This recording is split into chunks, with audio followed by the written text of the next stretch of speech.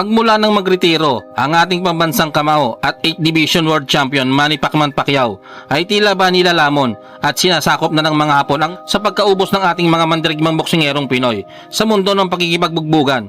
Ilan kasi sa ating mga pambato na sinubukang pasukin ang teritoryo ng mga Hapon at tangkaing agawin ang pinangahawakang titulo ng mga ito ay bigo ang ating mga kababayan na maiuwi ang karangalan sa ating inang bayan. Pagpapakita lamang na talagang napag-iiwanan na ang ating mga boksidor pagdating sa makabagong estratehiya ng pagpapakondisyon ng mga boksingerong Hapon.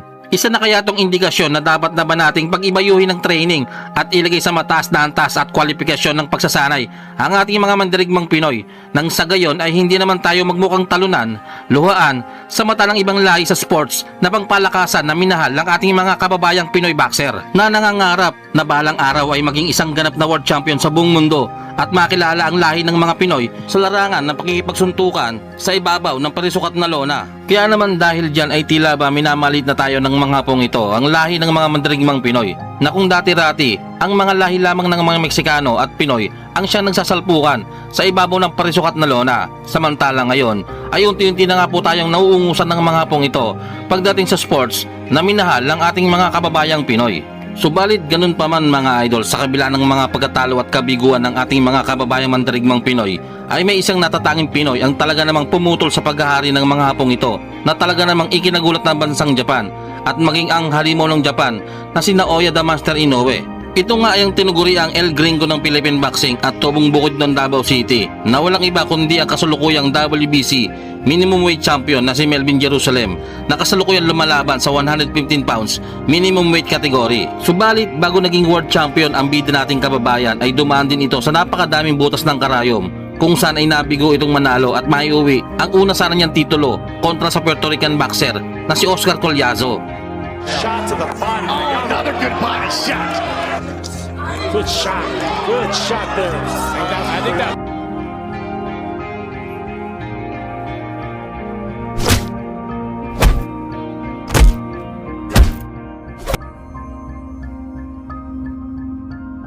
At bagamat bigong maiuwi ang una sana niyang world title shot ay hindi naman ito naging hadlang sa batang mandirigmang Pinoy upang sumuko sa laban at bagkus ay ginamit niya itong motibasyon upang mas pagigihan pa ang pag-iensayo upang maging ganap na isang class test na halimaw pagsampa nito sa ibabaw ng parisukat na lona. Ika-30 ng Marso taong 2025 muling nabigyan ng isang malaking laban ang tinaguriang El Gringo ng Philippine Boxing kontra sa undefeated rising star ng bansang Japan at kasalukuyang WBC World Minimum Weight Champion na si Yuday Shigeoka. Isang malaking pagsubok ito para sa ating kababayang Pinoy sapagkat bukod sa unbeaten ng nasabing Japanese champion ay puros dekalibreng boksingero ang mga itinumba nito na ang ibig sabihin ay mala Naoya Inoue din ang galawan nito pagdating sa ibabaw ng lona. Isa nga pong patunay dyan mga idol ay nang patulugin nito ang Puerto Rican champion na si Wilfredo Mendez sa pamamagitan ng knockout sa round 7.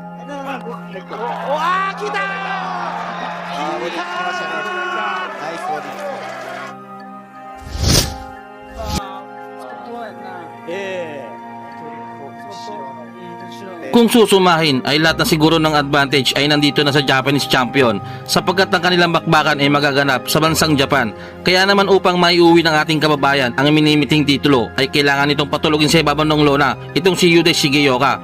Dahil kung hindi ay malamang salamang hindi ito papabor sa ating bidang halimaw. May kartada ang Japanese champion na 8 panalo. Ang 5 dito ay tinapos niya sa pamamagitan ng knockout at walang talo. Habang si Melvin Jerusalem naman ay bitbit ng kartadang 22 panalo. 12 dito ay tinapos niya sa pamamagitan ng knockout at walang talo. Sa pagpasok ng unang round, makikitang maingat na dumidepensa itong ating kababayan na si Melvin Jerusalem mga idol. Habang ang Japanese fighter naman ang siyang naunang umatake. At bagamat tumatama ng pailan-ilan ng Japanese champion, ay nagagawa naman itong saluhin ng Pinoy hanggang sa tumama ang isang counter left hook ni Melvin sa bodega ng Hapon. Dito ay makikitang nasaktan ng Hapon sa suntok na kanyang natamo kaya naman hindi na nagaksaya ng panahon ng Pinoy at sinugudan nito ng tuluyan ang Japanese champion mga idol.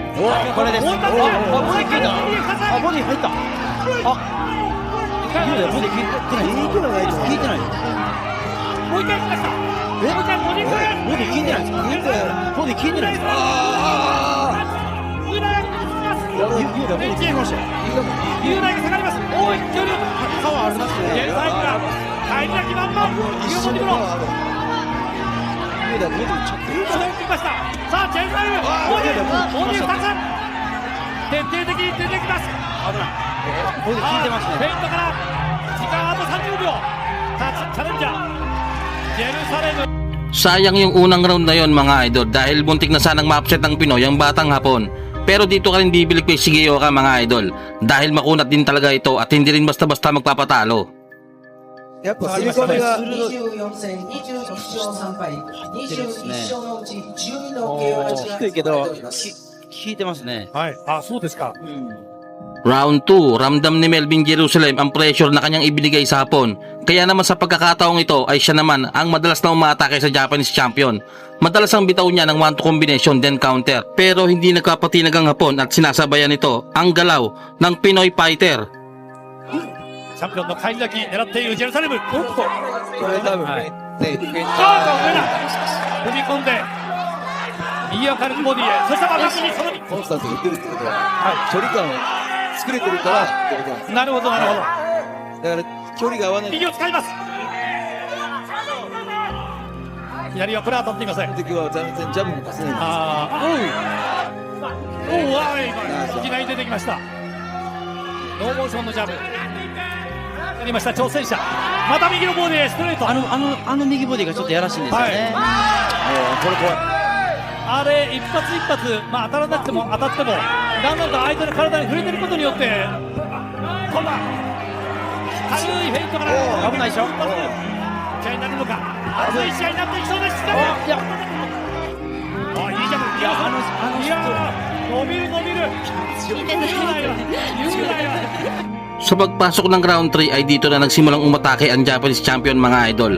Marahil ay batid ng kampo ng Hapon ang momentum na dala ng Pinoy kaya naman gumawa din ng Hapon ang sarili niyang atake upang patamlayin ang momentum na dala ng Pinoy. Subalit sa pag-atake ng Hapon ay isang counter right hook ang tumama sa pagmumukha nito. Sobrang bilis at lakas ng patamang ito kaya naman sa sobrang lakas nito ay wala nang nagawa ang Hapon kundi ang lumod sa ibabaw ng lona. Pero sadyang matigas talaga ang Hapon na ito mga idol dahil agad itong tumayo na para bang wala nangyari sa kanya.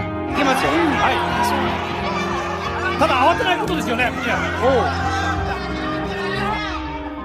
ガード入ってくるところ。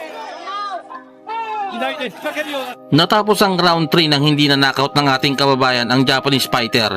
Isang magandang pagkakataon sana yon upang makuha ang isang upset win dahil makikitang solid ang patama ng Pinoy. Subalit sadyang makunat talaga itong Hapon dahil kung iba-iba yon, malamang sa alamang ay pinulot na yon sa kangkungan. Round 4, dito na nagsimulang umatake si Melvin mga idol. Marahil ay iniisip ng Pinoy na lubhang nasaktan ng Japanese fighter. Subalit dito ka talaga magugulat sa mga boksingerong Hapon na kahit tinatamaan ng mga solid sa pagmumuka at bodega ay nagagawa pa rin itong makipagsabayan sa kanyang kalaban at nagagawa pang baliktarin ang sitwasyon. あと性格でしょうね。相手も強い。強いですね。ですよね、やっぱり。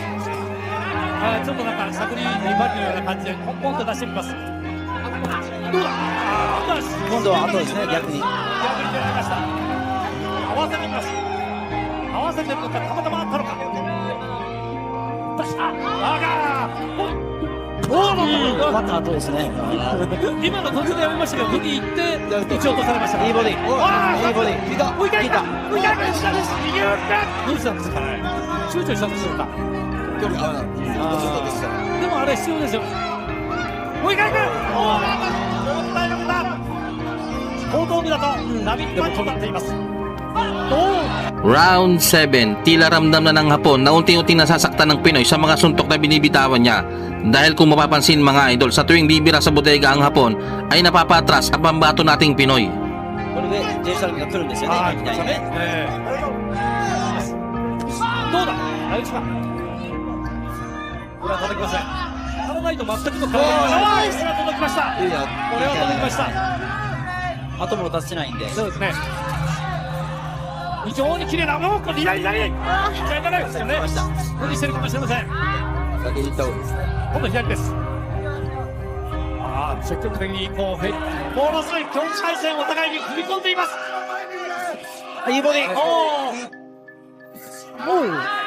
どれかにパンと当たったようですけれども、ジェルサレムも同時に狙う。あれ警戒しないといけない。はい。いきなりねやっぱりこのボディ。パンチあるな。連続してもらいました松。ナイス。Umpisa pa lang ng round 8 ay mas nauna ito naging agresibo upang mas makuha ang momentum ng laban. あくまでも倒しに行くんだという重岡、気合を気迫を決めたんですが、上野さんだから開くんで怖いですよね、雄大見てて。これがやっぱりボクシングの面白さでしょう。ボディがね。ブロックしませんでした。ブロックされたようにわーっと入ってた。この戦略が重岡ちょっと危なるんですよね。ボディただ思いっきりはめちゃくちゃいいんですけどね。当たったらぶっ取られるんですけど、重岡のそのただまだパンチ乗ってるな。雄大乗ってる。自分から行きました。全然倒せますよ。もう一回いける。これでジェルサレムが来るんですよね。来ましたね。先に行った。もう一回やと右へいきなり出してるというのもあるでしょうけども、その前があるからいきなり右、これが今回は何もなかった。いきなり行ったので当たりませんでした。おーっと後からですよね。おーっとだからやっぱ上が生きるんでしょうね。そうだね。引っ掛けてないですよ。はい。パンチあり入っていきましたらガードなくなりますからね。ナイス。ここで来るから合わす。そうですね。これ今の来ましたね今の取りたい。狙ってます。いつも以上に強く出ているかもしれません。左。おーっと。ナイス。もう一回。飛び込むな。これは見てましたね。調子欲しいわ。雄大。ガードしっかり。ああしましたね。いやナイス。左。やったおお狙ってた。どうだ。行くのか。右ストレート入った入ってた。雄大やりかけた。いいんじゃないですか。あれ松ジェルサレムやっぱり重岡雄大パンチあるんですよね。顔が結構傷ついてますからね。いい選手です。だいぶ戦いやすくなったと思うんですよね。今ジェルサレムこの祭典で。ねおいしいじゃん。ナイス。ちょっと乗ってきてるんですよね。メイから左フックいう挑戦者。タイムにどれだけ効果があるか。ストレート。踏み込みが足らないですよね。マカレナス。そうすると待ってるわけですね。行かざるを得ない雄大。だいぶ高く。じわっときます。ワンツーから。ベルビーはボディか。ベルビー低い体勢から上へ。初めてのメイン。ここを落とすわけにはいきません。重岡雄大。ボディから。Round 10, tila hindi talaga nauubusan ng enerhiya itong Japanese fighter mga idol. Dahil sa kabila ng mga pinsalang natamo nito sa ating kababayang Pinoy, ay tila ba hindi nito iniinda ang bawat suntok ng Pinoy kahit makikitang puro solido ang mga patama sa hapon. めっちゃ入ったんじゃないですか。水をパスってなかったですか。その素振りはあまり見せないジェルサレムですが、あるいは。いや。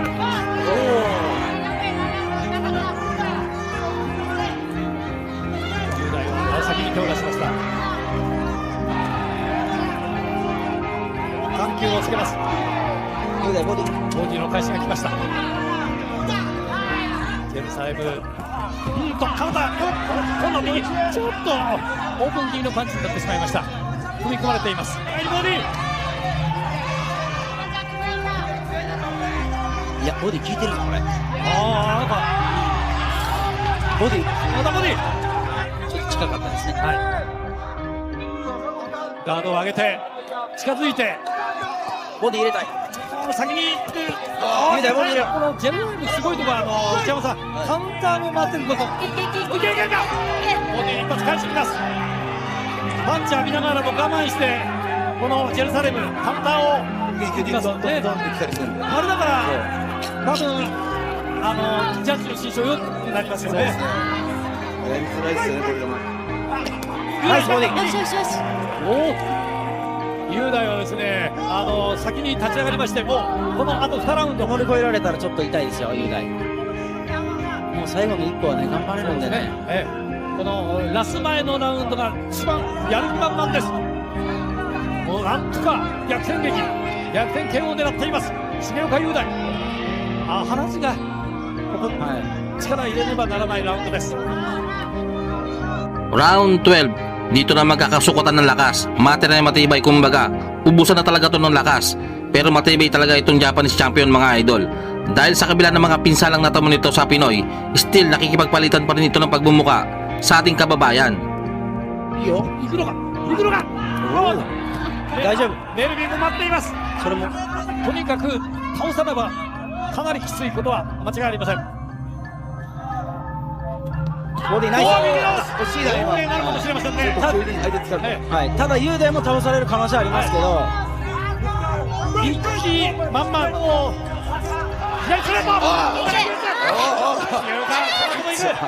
もう行きます。惜しい。スピードにもしかしたらジェルサレムが遅れるかもしれません。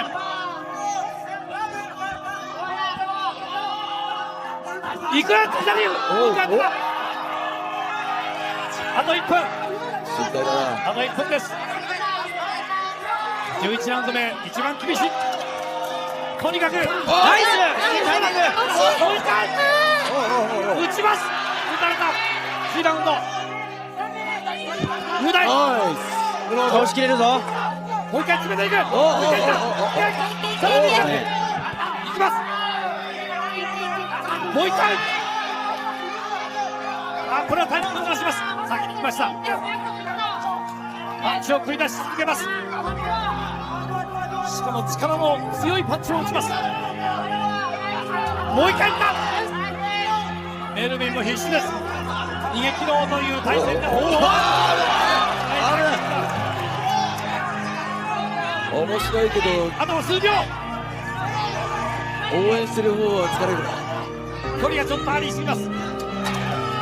ガード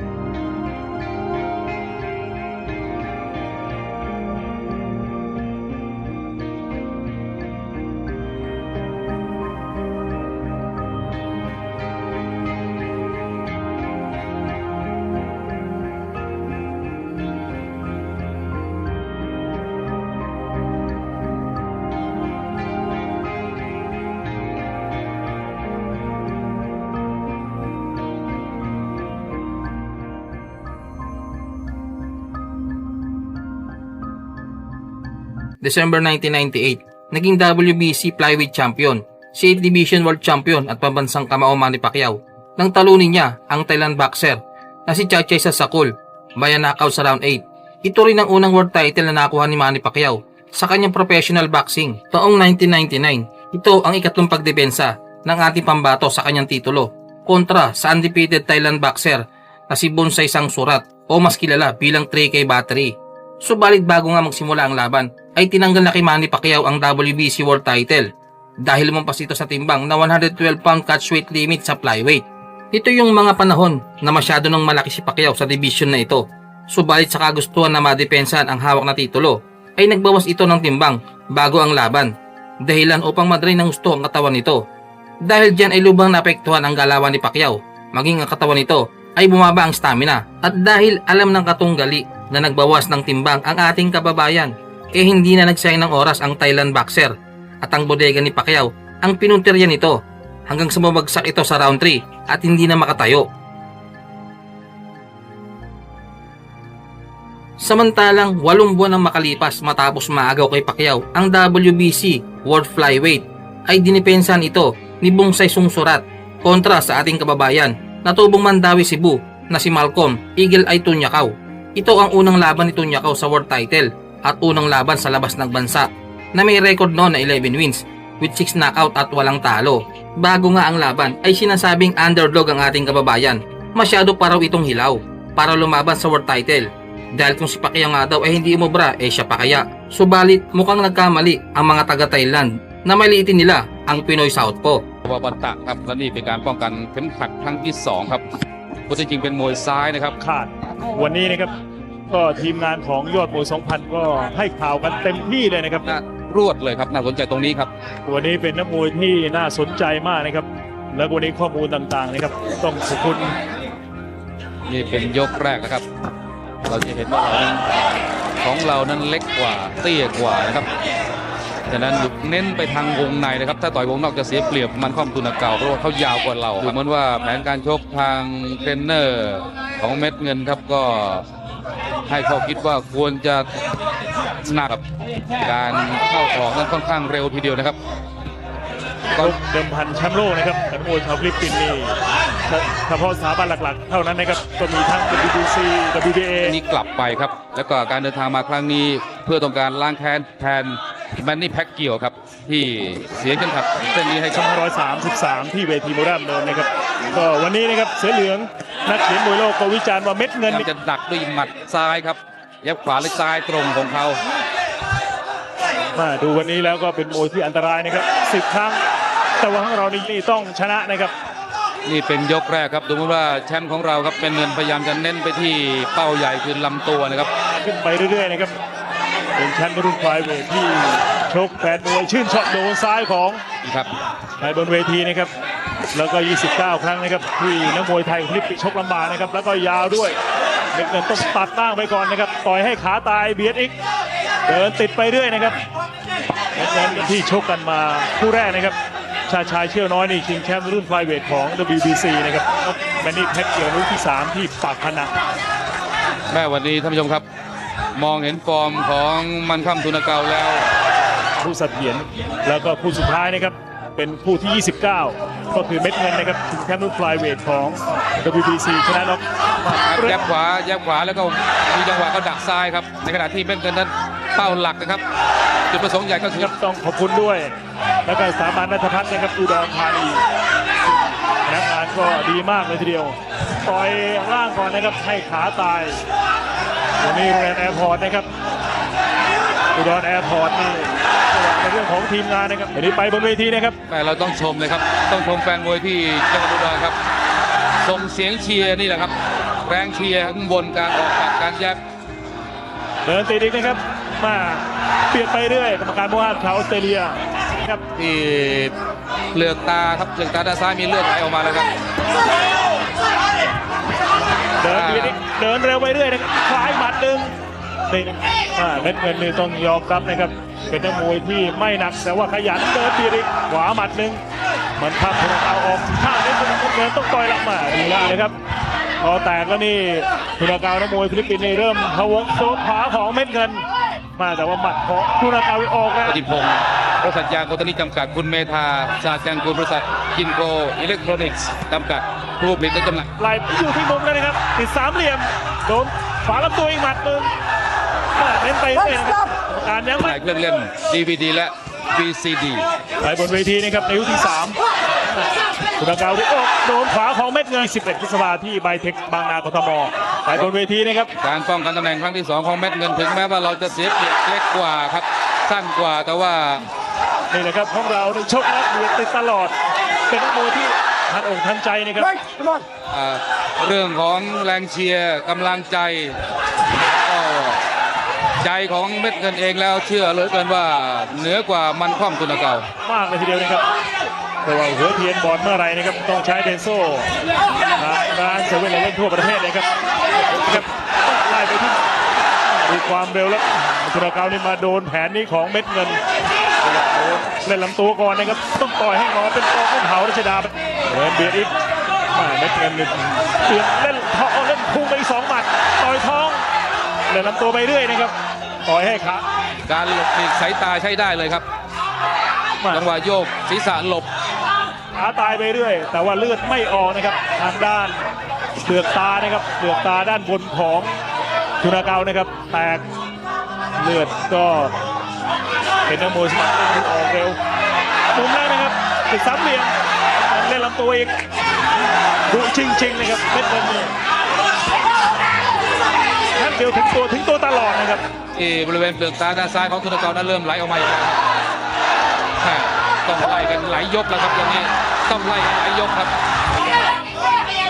เป็น มีช่องให้ทุนากาวนี่ออกฝีมือเลยทีเดียวเบียดต่อยลำตัวอีกเร็วนะครับฉลาดทุนากาวแต่เล็กเงินตีนิกต่อยล่าง เอาแล้วครับวงในเมื่อไหร่ได้แหละครับ แต่ว่าจังหวะบวกต้องระวังเหมือนกันครับพวกนี้ครับมายาแก้ไอมูกลิกน้ำยาบ้วนปากมาเซปติกไมบาซินจากเนเตอร์ฟาร์มา มาชมกันต่ออายุที่ 4 นะครับ แล้วก็ทีมจากอเมริกานะครับ โอ้โหไม่เกินโดนแล้วนะครับโดนไป2งานของสุดีขอเชิญชมนะครับสุดซุปเปอร์ไฟท์สุดหล่อออสการ์เดลาเวียนะครับถึงแชมป์โลก WBC กับเมอสซี่นะครับในวันที่ 18หมัด ต้องรับซุ่มนะครับ เปิดหน้าไม่ได้นะครับเป็นเงินมากรรมการเงินเดินบวกอีกแรกเลยนะครับเป็นเงินไม่มีช่องเลยทีเดียวนะครับ ต่อยเขาเตือนว่าอีกครั้งหนึ่งจะโดนตัดคะแนนนะครับ ลักษณะการเหนียวคอผู้ต่อสู้แล้วชกนั้น ในบนเวทีนะครับ โง่ไม่ได้นะครับ เพราะว่าดูว่า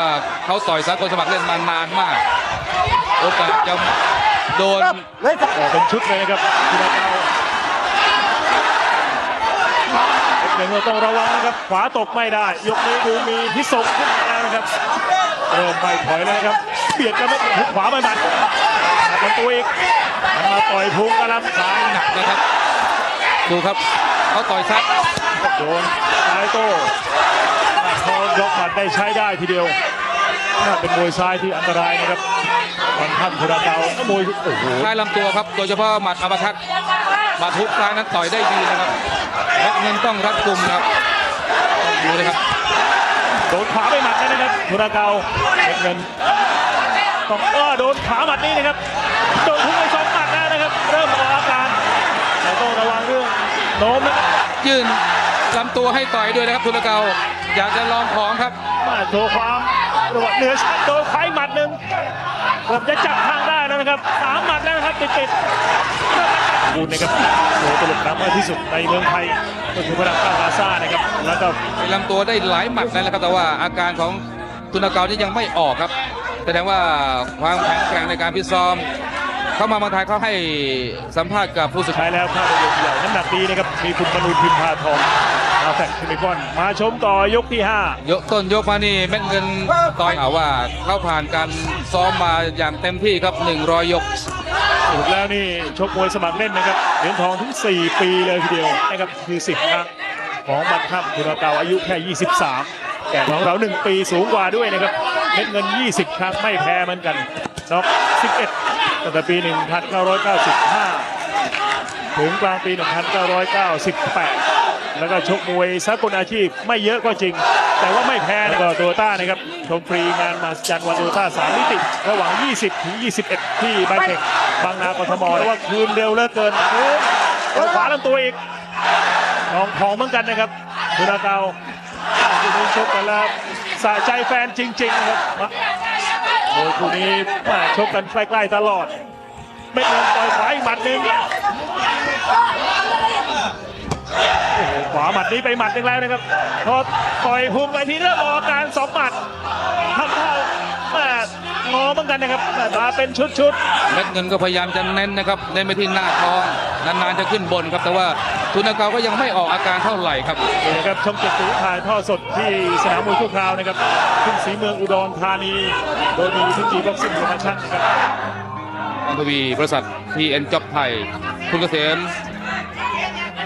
วิศวะพลานนท์ครับบริษัทแอร์ไซต์พาสิริบริษัทสิริโรดยูคาจำกัดครับ ไปบนเวทีนะครับทีมงานเพชรบุรีบ็อกซิ่งโปรโมชั่นนะครับขอเชิญชมศึกซุปเปอร์ไฟท์สุดหล่อ โจเดนกิประเทศไทยจำกัดคุณเสถียรวรวงศ์บริษัทจัดหางานฟ้าเอสจำกัดคุณธนาโรดอัพ ออสการ์เดลาวิยาชิงแชมป์โลกของ WBC กับเทปมอสลี่นะครับเช้าวันอาทิตย์ที่ 18 มิถุนายนจากสหรัฐอเมริกาด้วยเสียเอาวชิรารัตนวงศ์นะครับไปชมบนเวทีในยกที่6โดนแล้วนะครับเม็ดเงิน หมัดขวาของเม็ดเงินที่พยายามจะล้วงหรือต่อยหน้าท้อง นะครับชมเจ็ดสีถ่ายทอดสดให้ท่านได้ชมกันโดยคุณประเทศแสงแก้วนะครับแล้วก็โปรโมเตอร์วิรัต ของทุนเกานั้นส่วนใหญ่นะครับต่อยแล้วยังไปติดข้อศอกอยู่นะครับติดท่อนแขนติดข้อศอกถ้าหากว่าโดนบ่อยๆโดนมาก บนเวทีนี่ของเราปล่อยแล้วพัฒนาขึ้นไปเรื่อยนะครับพอบวกเข้าไปแล้วนี่เป็นชุดต้นยกนะครับนาทีแล้ว วันนี้ มืออาจจะซ้นได้ วันนี้คุณปัญญาทองไทยนะครับส่งคุณอมรินทร์มาเลยทีเดียวนะครับจากมกุ้งเผารัชดาแล้วก็ที่สาขารามนะครับออกมานิดนึงโดนซ้ายเหมือนกัน สังเกตให้ดีนะครับว่ายกนี้นั้นตุนเกาเริ่มเดินแล้วนะครับ หลังจากที่ถอยมาหลายยกนี้เริ่มเดิน ได้เป็นหมด รู้สึกว่าเลือดเริ่มไหลแล้วนะครับแตก เราก็แตกครับ เล่นกันก็แตกนะครับทางด้านตาขวา เดินครับ แรงไม่มีย่นไม่มียุบนะครับโดนพุ่งจังๆไป2-3หมัดยังเราต้องยอมครับทางบ็อกเซอร์ไฟเตอร์ออกข้างครับวันนี้ละเลงเลือดเลยทีเดียว 29 ครั้งนะครับไทยฟิลิปปินส์ที่ทำศึกกันมาระหว่างนะครับครั้งนี้เป็นครั้งที่ 30 มาดูว่าไทยฟิลิปปินส์อีกเริ่มนวดไปแล้วนะครับ2หมัดของ WBC WBA แล้วก็ IBF นะครับเราชนะ 24 เสมอ1แล้วก็แพ้แค่ 4 ครั้งแล้วดาวโดนเข้าไปลำตัวอีกหมัดหนึ่งก็ไม่เห็นได้ชัดนะครับโดนไขหมัดหนึ่งลำตัวโต้ซ้ายมาน่ากลัวเหมือนกันนะครับ เข้าไปได้เยอะทีเดียวครับ เบียดอีกเม็ดเงินมาก Nakakasabay naman ang Thailand boxer, hindi ito naging sapat sa lakas ni Malcolm Tonyakaw. At noong mapansin ng referee, nabugbog na ang inaabot ni 3K battery. Dito na nagpasya ang referee na itigil ang laban. Ipinakita ng ating kababayan kung gaano kalakas at katibay ang mga Pinoy boxer. Nakahit pa nga underdog ito sa laban at dayo, hindi ito basta-basta magpapatalo. At nanalo si Tonyakaw via technical knockout sa round 7 at nabawi ang titulong naagaw ng Thailand boxer kay Senator Manny Pacquiao. May 2019, matapos makuha ang bakanting titulong WBO Youth Super Featherweight title noong 2016 at magkaroon ng 10th consecutive win, ay nabigyan ng pagkakataon ng ating kababayan na mapalaban sa isang Meksikanong ubod ng yabang na si Juan Antonio Rodriguez para sa bakanting WBO Nabo Lightweight title. Pero bago nga maganap ang laban ni Rodriguez at Duno, ay naglaban muna ang isa pang Pinoy na si Mercito Gesta at Rodriguez noong March 2019, kung saan nga ay tinalo ng Meksikano si Gesta via knockout sa round 9. And I was just saying, I like Hesta's head movement. I like the way he's lifted. Hesta now, Hesta fighting for survival. But Rodriguez can't get a clean shot to follow up. Oh, he did that. And in a round that he was winning, he now loses. Referee telling Hesta, he stopped the fight. What? He stopped this. Matapos nga ang kanilang laban, ay sinabi nitong si Rodriguez na naging madali lamang ang kanyang naging laban ni Mercito Gesta at easy fight lamang sa kanya ang mga Pinoy boxer. With him, I think that was pretty easy. I never got buzzed during the fight. Maybe I was out of balance. Kaya naman, 2 buwan lang ito nagpahinga at sinagupan naman niya ang ating pambato na si Romero Duno. Dito sa laban na ito ay makikita ni Rodriguez kung pipitsugin nga ba ang mga Pinoy boxer. Ginanap ang laban sa Fantasy Spring Casino, California, USA. Watch what's around the world. Big combination. No, what's up, coach? Hey, I'll take it from him. Wow. Also the pressure that must come with that as well. It's a lot of pressure for a 23-year-old. If you're watching now, This is a very mentally, he had to see what happened to Hesta and say, listen, this is going to be a fight.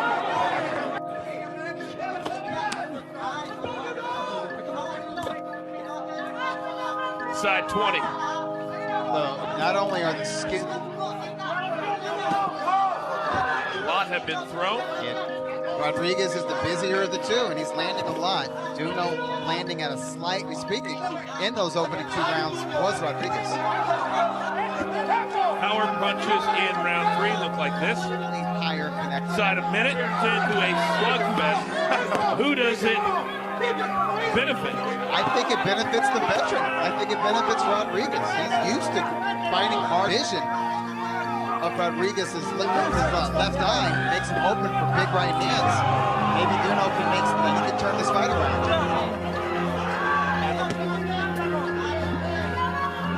However, if that cut becomes a factor, who knows? Big left hand, California, kind of for Golden Boy, our home away from home. Just 2 hours straight east. He hasn't been warned for that yet by referee Raul Paisi. Boy, with every round that passes, Rodriguez, good body shots by Duno. Duno starting off dialed in. jab, aiming punches. Good combination. Duno continues to try to throw that big one punch. Rodriguez. So they hit. Yes, yeah, it was picked up. I'm going out with a blaze of glory. I mean, that would be kind of fun. It would be. And now Rodriguez again connecting on Dunham. Is an off night. You don't look impressive. You certainly can't have two of them.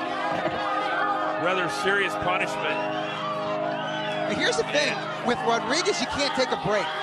You can't just get off and talking about his technique is falling off. So punches that he's aiming for the midsection are just straying a little bit low because he's looping them more. He's an excellent cornerman. And he's doing a great job. Ooh, and was that another low blow? Well, I think it was They're a body counting. shot.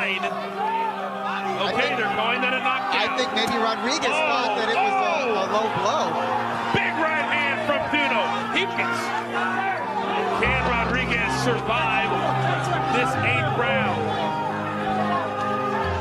There's another borderline shot from Duno. Duno's got to be careful with that, but it's wise to go back to the body because that's where he hurt Right Rodriguez. back. You're exactly right. 15 seconds. What a left hand from Rodriguez.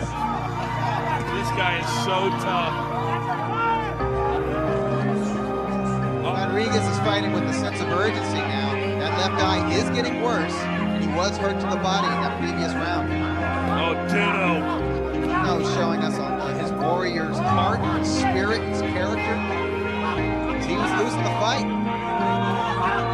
Rodriguez was With that combo. This has been an absolute battle. terrific fight, and Duno swinging away. And these guys are going tit for tat here in the 9th round. That was a split. Rodriguez is like an old 30. Pagdating ng round 9 ay dito na nagsimula magpaulan ng malalakas na patama si Romero Duno sa Mexicanong sabog na ang pagmumuka. Bagamat napabagsak ng ating kababayan, si Juan Antonio Rodriguez sa round 8 sa pamamagitan ng isang body shot, ay nagawa pa rin ng Mexicano na makatayo. Bukod pa nga sa putok na ang kilay nito, nadulot ng kanilang accidental headbutt, sadyang matigas din talaga ang Mexican boxer na ito. Bagamat sa round 1 ay nabigyan ng deduction si Duno dahil sa hindi sinasadyang low blow sa Mexicano, napakaganda naman ng mga sunod na round na ipinakita ng dalawang fighter dahil wala kang makikita tumatakbo-takbo sa laban.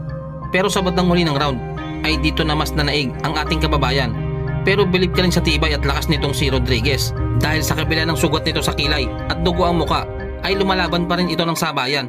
Subalit dahil sa malubhana ang kalagayan ng mukha ni Rodriguez ay dito na itinigil ng referee ang laban. Dahil dyan ay naipagigante na ni Romero Duno si Mercito Gesta na matalik niyang kaibigan na minsan ang tinalo ni Rodriguez, at malamang ay natauhan na ang mayabang na Meksikano na mali ang inaakala niya na easy fight lang ang mga Pinoy boxer.